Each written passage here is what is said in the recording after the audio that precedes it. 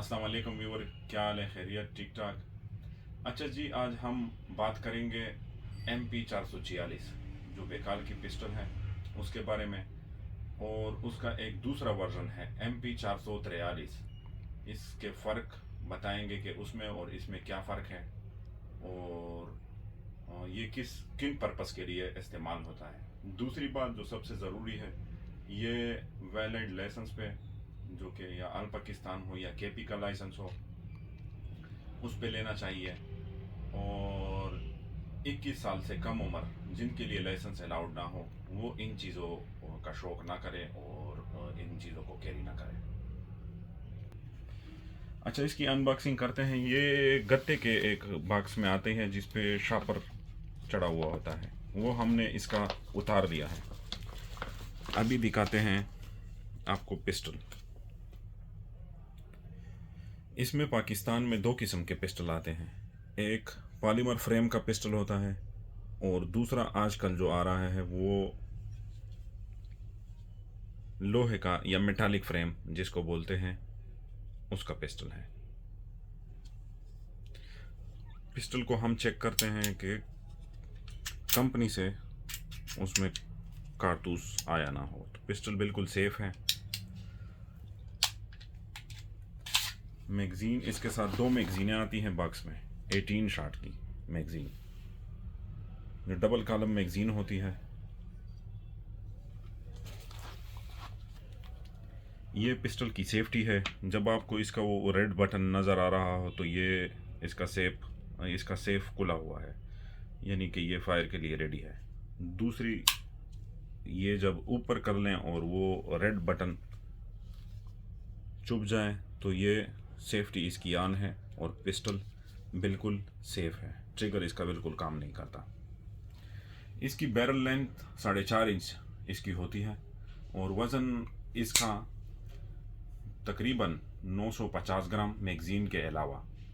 और जो plastic frame में आती है उसका वज़न तकरीबन 870 ग्राम तक होता है।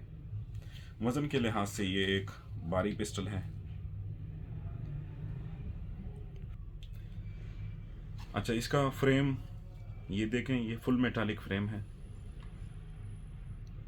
ये एक्यूरेट पिस्टल है बहुत ही ज़्यादा, और इसकी बैरल में बहुत अच्छे तरीके से क्रोम हुआ होता है।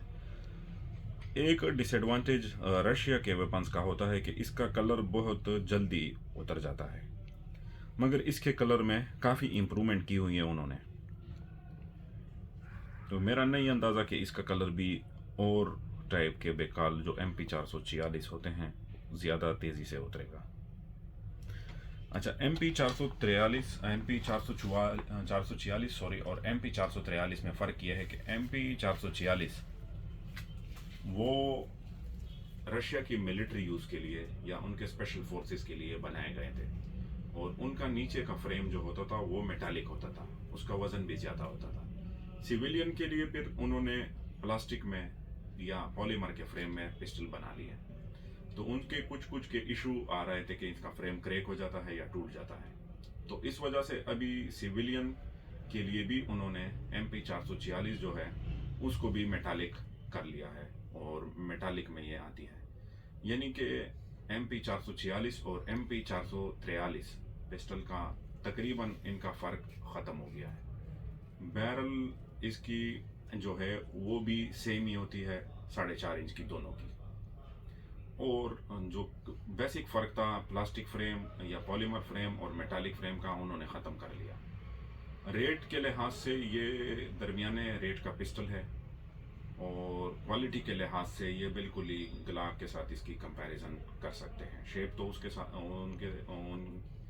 उसकी तरह नहीं होता, और ये एक हैमर फायर पिस्टल है, स्ट्राइकर फायर पिस्टल नहीं है।